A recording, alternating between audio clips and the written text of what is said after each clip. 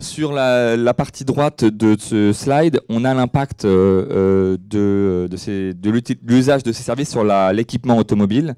Donc c'est du déclaratif, hein, c'est issu de l'enquête. Évidemment, on n'en est pas encore à ces stades-là, mais rien que le déclaratif des répondants nous laisse penser qu'il y a un risque, en tout cas pour l'équipement automobile, pour certaines catégories de population qui vont trouver dans ces services les besoins qui correspondent, enfin les services pardon, qui correspondent à leurs besoins et qui vont les faire se déséquiper.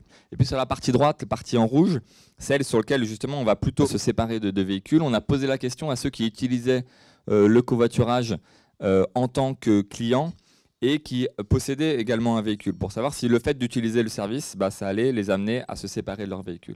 Et là, vous voyez qu'on est sur des chiffres qui sont à peu près similaires. Un tiers à peu près des répondants nous disent oui, je pourrais être prêt à me séparer de mon véhicule en utilisant à la place les services de mobilité partagée.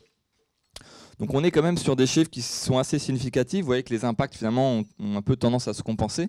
Mais si on extrapole, il y a vraiment un potentiel de développement assez fort des nouveaux services de mobilité en remplacement de la motorisation automobile.